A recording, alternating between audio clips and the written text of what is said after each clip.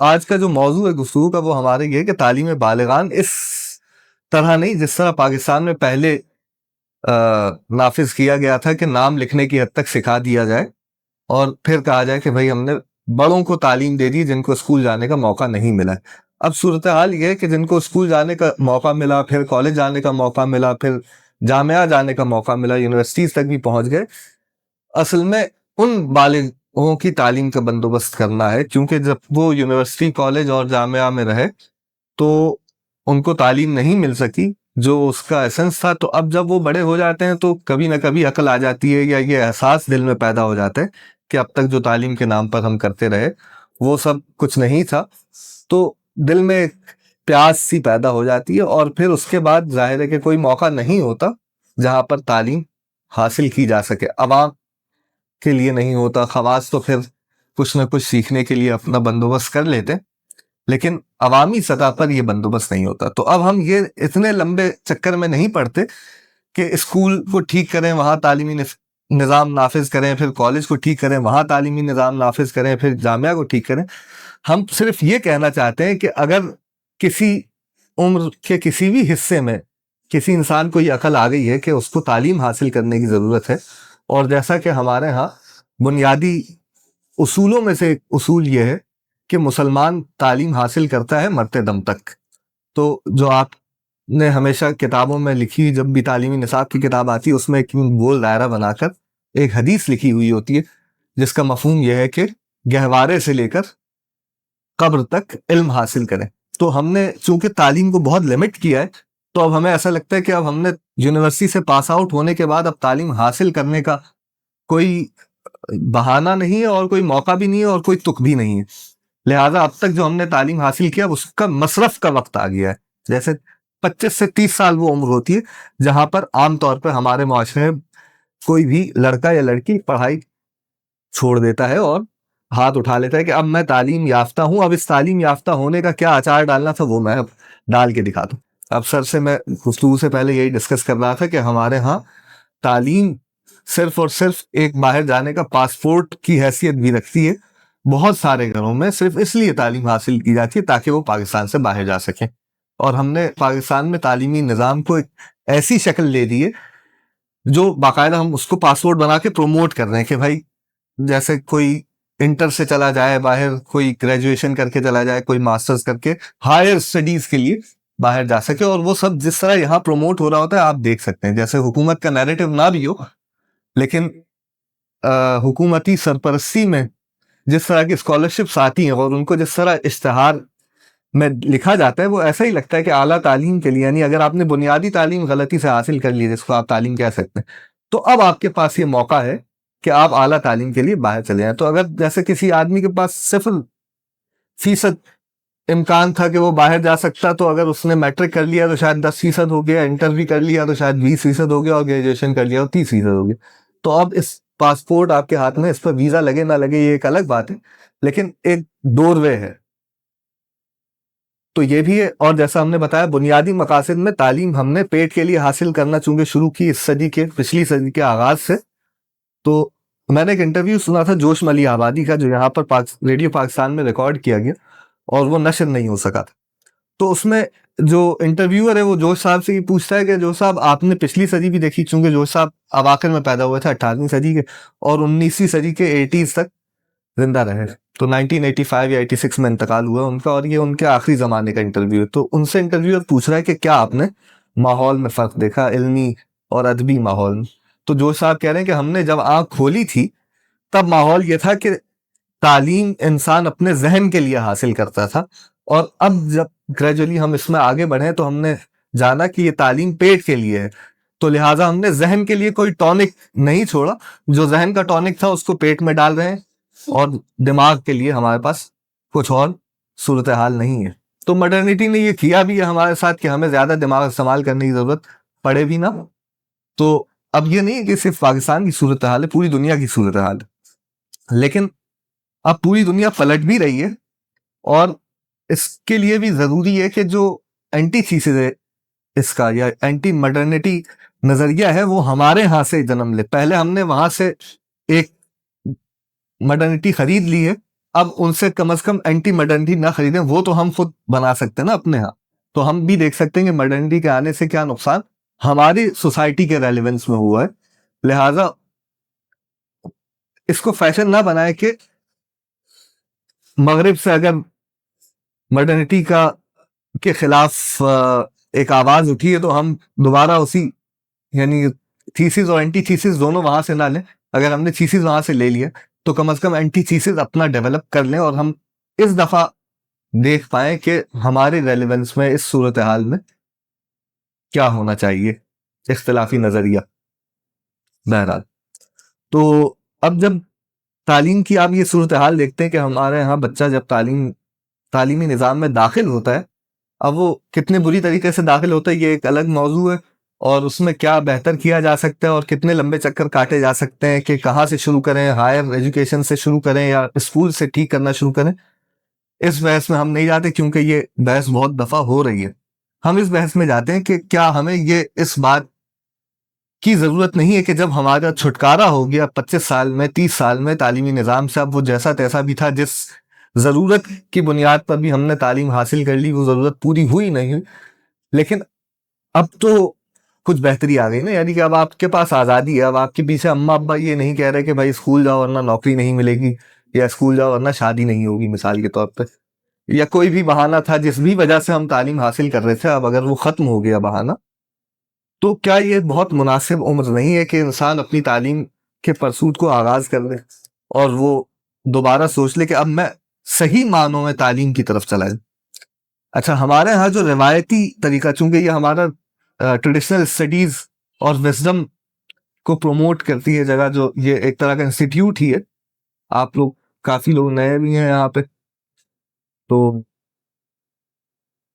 یہ بات ہم ضرور بات میں جوڑ دیں گے کہ جو روایتی طرز تعلیم ہے وہ کس طرح چلتا تھا یہاں پر، کہ آپ کام کرتے تھے وہ جو آپ کا خاندانی پیشہ ہوتا تھا تو وہ اس سے آپ کے پیٹ کا بندوبست رہتا تھا. اور ظاہر ہے کہ پھر تعلیم حاصل کرنے کا سوال اسی کے لیے پیدا ہوتا ہے جس کے ذہن میں کوئی سوالات ہوتے تھے اور وہ پرسو کرتا تھا، اس کا سفر شروع ہوتا تھا علم کا اور علم دوستی کا اور طلب علم کا. تو ہمارے ہاں جب عام طور پر پہلی دفعہ کوئی تعلیمی نظام کا حصہ بنتا ہے تو اس کی عمر 18 سال 20 سال 22 سال 24 سال 25 سال اس طرح کی عمر میں تعلیم کی طرف رغبت ہوتی تھی، کیونکہ اس سے پہلے تک وہ گھر کے ماحول میں ظاہر تہذیب تو سیکھتے ہی تھے، اور اس کے ساتھ ساتھ اپنا جو گھر کا کام ہوتا تھا یا جو گھر میں ان کے کیا جا رہا ہے. آپ فرض کیجئے کہ کوئی بھی پروفیشن آپ لے لیجئے، لوہار ہیں تو ان کے بچے گھر میں 18 19 20 سال تک وہ کام سیکھ لیتے جو ان کا آبائی کام تھا. ٹھیک ہے، پھر ہم نے ماڈرنٹی سے یہ بھی سیکھا کہ میرا بچہ میرے ہاں کام نہیں کرے، کسی اور کے ہاں کام کرے. اب جیسے لوہار کا بچہ تو وہ کچھ اور سیکھ کے مثال کے طور پہ حکیم کے ہاں بیٹھے، اور جو حکیم کا بچہ ہے وہ انجینئرنگ سیکھ کے لوہار کے ہاں بیٹھے. تو یہ بھی ہم نے سارا مطلب الٹا سیدھا کر دیا. ورنہ پہلے بہت سیدھا سیدھا طریقہ تھا کہ جو جس گھر میں پیدا ہوا، جو گھر میں کام ہوتا تھا وہ سیکھ لیتے تھے، اور وہ ان کو پیسے کمانے کے لیے انف ہوتا تھا، کیونکہ ہر شعبے میں ظاہر ضرورت. تو آپ آج کچھ اور سیکھ کے کہیں اور جا کے کچھ اور کام کریں گے، بجائے اس کے کہ آپ وہی چیز سیکھ لیں جو آپ کے گھر میں پہلے سے ہی ہو رہی ہے، وہ آپ جلدی بھی سیکھ لیں گے. اور جس کو آپ کہتے ہیں کہ ایک فارسی میں بہت کمال کا جملہ کہا جاتا ہے کہ میراث پدر خواہی علم پدر آموز. تو اگر اپنے باپ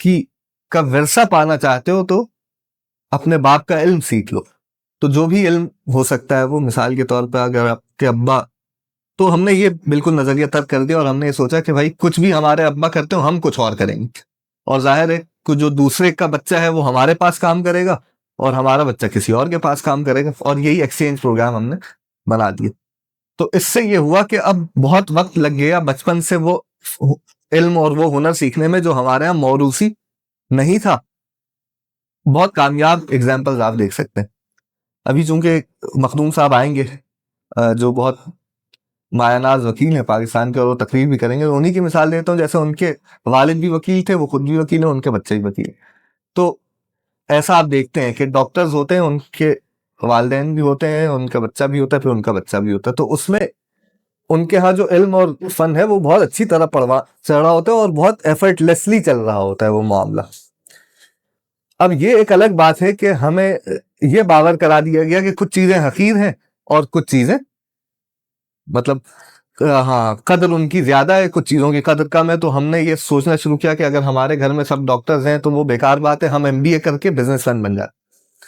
تو ظاہر ہے جب آپ اٹھ کے بزنس مین بننے کے لیے جائیں گے تو بہت ساری چیزیں آپ سیکھیں گے، وہ سفر پورا سلسلہ ایک ٹوٹ جائے گا. تو روایت کو توڑنا ہمیشہ ایک بہت خطرناک کام ہوتا ہے. اس کام کے لیے روایت میں آخری بچے کو استعمال کیا جاتا تھا تجربہ کرنے کے لیے، اور تب زیادہ بچے اچھے ہوتے تھے. اب تو اتنے بچے نہیں ہوتے ہیں کہ آپ 2-4 کو تجربے میں ڈال دیں، پھر بھی 2-4 آپ کا گھر کا کام چلا لیں جس سے آپ کے ذریعہ معاش کی تامین ہوتی رہے.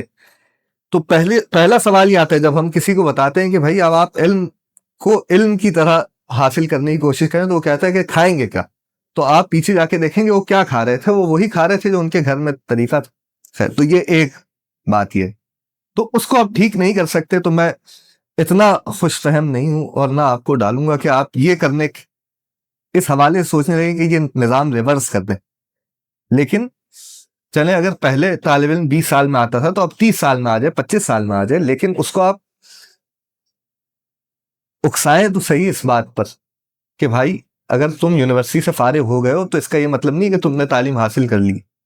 اس کا مطلب یہ ہے کہ اب تم اس قابل ہو گئے ہو کہ تمہاری اب جان چھوٹی اس تعلیمی نظام سے، اب تم تعلیم کی طرف آ جاؤ. اور ایسی تعلیم جس کا الٹیمیٹ کوئی گول نہیں ہوتا، مطلب ایسا نہیں کہ فوراً گول، ایک الٹیمیٹ گول تو ہوتا ہے لیکن کانسیکوینسز کی بنا پر نہیں حاصل کی جا رہی ہوتی وہ تعلیم. تو ایسی تعلیم کے لیے کہتے ہیں کہ تعلیم کے لیے کبھی دیر نہیں ہوتی. اس کا مطلب یہ ہے، اس کا یہ مطلب نہیں ہے کہ اب آپ 30 سال کے ہو گئے تو آپ کو اسکول میں داخلہ ملے گا، یا اسکول میں آپ نہیں پڑھ سکے تو کالج میں داخلہ ملے گا یا یونیورسٹی میں ملے گا. نہیں ملے گا، ظاہر ہے. تو اس نظام میں تو حصہ نہیں ہے اس نظریے کا، لیکن یہ ایگزسٹ اس لیے کرتا ہے تاکہ ہم کسی طرح اس طرف راغب ہو جائیں کہ بھائی وہی جیسا عرض کیا کہ جان چھوٹ گئی اگر تعلیمی نظام سے، ایجوکیشنل سسٹم سے اگر آپ کی جان چھوٹ گئی ہے تو آپ اب پرسوٹ میں لگ جائیں کہ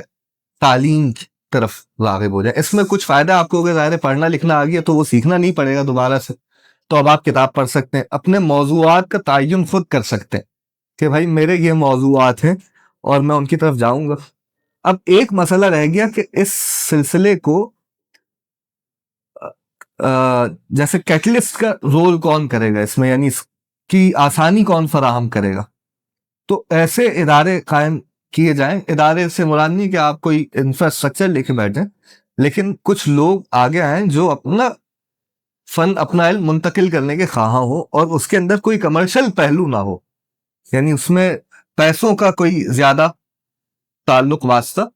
نہ ہو. اور ظاہر ہے ہمارا پہلے بھی تعلیمی نظام اسی لیے خراب ہوا کیونکہ اس میں بہت زیادہ کمرشل پہلو آ گئے. اس کا یہ مطلب نہیں ہے کہ روایتی طور پر جو تعلیم حاصل کی جاتی ہے اس میں پیسوں کا عمل دخل نہیں ہوتا تھا، لیکن اتنا ہوتا تھا کہ وہ استاد کو آپ ایک رقم یا کوئی تحفہ اس نیت سے دیا جاتا ہے تاکہ اس کی قدردانی کی جائے کہ جو اس نے ہمیں وقت دیا. ٹھیک ہے، وہ کوئی ایک باقاعدہ سسٹمائزڈ کمرشل سسٹم نہیں تھا ایجوکیشن کے ساتھ. تو وہ بہت اچھی بات تھی. اتنی اچھی بات آج نہیں ہو سکتی ہے لیکن کسی حد تک اس کے قریب ہو سکتی ہے کہ سکھانے والا ہو اور سیکھنے والے ہوں، اور وہ کسی بھی گھر میں کسی جگہ پر یا اس طرح اپروچ کیا جائے. آپ دیکھیں لوگ جو اساتذہ ہیں کہیں بھی پڑھاتے ہیں جامعات میں، جن کو میں جانتا ہوں کم از کم وہ لوگ، وہ بہت ولنگ ہیں کہ لوگوں کو سکھا دیں اور وہ پیسے نہیں لیتے، یا ان کے جو پیسے ہیں وہ کہیں نہ کہیں سے آ گئے ہیں، ان کا گھر چل رہا ہے. اب وہ شام کو کیا کریں گے؟ تو وہ شام کو لوگوں کو پڑھا سکتے ہیں اور ان کے گھر پہ اس لیے طالب علم جمع ہو جاتے ہیں اور وہ پڑھ بھی لیتے ہیں. تو یہ بہت اچھا ایک سلسلہ بن سکتا ہے اور زیادہ پھیل بھی سکتا ہے. تو اب جیسا آپ لوگ ہیں تو میرا خیال ہے کہ آپ لوگ کہیں سیکھیں کہیں سکھائیں، اس سے کافی سلسلہ زیادہ ہو جاتا ہے. میں خود بھی اس پر عمل کرتا ہوں. میں ایک استاد سے بلکہ آج کل 2 ہو گئے، 2 چیزیں سیکھتا ہوں. 2 استاد ہیں میرے، حالانکہ اس کا کوئی سسٹم سے تعلق نہیں ہے، لیکن میرے رجحانات ہیں. جو چیزیں میں پڑھنا چاہتا ہوں، میرے سوالوں کے جواب جہاں سے نکلیں گے ان کو ڈھونڈ کے ان کی خدمت میں حاضر ہو کے ان سے پڑھا جا سکتا ہے. اور جو چیزیں میں پڑھاتا ہوں وہ میں پڑھاتا بھی ہوں، اور وہ کسی سسٹمائز طریقے سے نہیں پڑھاتا. تو یہ علم کا ایک لین دین کا سلسلہ شروع ہو سکتا ہے. اس سے کافی تعلیم یافتہ قوم تیار ہونا شروع ہو سکتی ہے اور ہو گئی ہے. بہت جگہوں پر یہ ہو رہا ہے اور بھی اس کو پروموٹ کرنے کی ضرورت ہے. اور ایسے اگر ہو سکے ہم سے تو ایسے پلیٹ فارمز مزید قائم کیجیے جہاں تعلیم بالغان کا سلسلہ ہو. اچھا یہ بھی میں آپ کو بتا دوں کہ ماں باپ کے اوپر بچوں کی تعلیم کے اخراجات کا بوجھ ڈالنا بہت مختلف بات ہے, اور آدمی جب خود کماتے ہے تو اپنے پیسوں میں سے جب وہ خرچ کرتا ہے کچھ سیکھنے کے لیے تو اس میں ایک بہت مختلف بات ہوتی, اور وہ ایک بہت سموتھ سسٹم ہوتا ہے, اس میں کوئی لالچ نہیں ہوتی ہے. اس میں آپ جیسے اب میں اپنے استاد کو ظاہر ہے کچھ نہ کچھ حق و زحمت دیتا ہوں کہ جو بھی وہ میرے لیے کوشش کرتے ہیں مجھے پڑھاتے ہیں, تو چونکہ میں خود کما رہا ہوں اور مجھے اپنے ابا سے جا کے پیسے نہیں لینے کہ بھائی آپ لے جائیے, تو میں کوشش کرتا ہوں کہ ان کو اچھی طریقے سے دے دوں, اور وہ میں جو بھی دیتا ہوں وہ قبول بھی کر لیتے ہیں, کیونکہ انہوں نے تعلیم کے سلسلے میں یہ شرط نہیں رکھی کہ بھائی ہر مہینے اتنے پیسے تم مجھے دے دینا, مثال کے طور. تو یہ کافی اسموتھ سلسلہ ہوتا ہے. تو اگین کہ آپ جب بڑے ہو جاتے ہیں, بڑے سے مرادی کے تعلیمی نظام سے آپ کا واسطہ ختم ہو جاتا ہے آفیشلی, اور یونیورسٹی اب آپ کو داخلہ نہیں دے گی, اسکول کالج داخلہ نہیں دے گا, تو ایک ایسا پلیٹ فارم کئی ہونے چاہیے جہاں پر تعلیم اور تربیت کا سلسلہ چلتا رہے.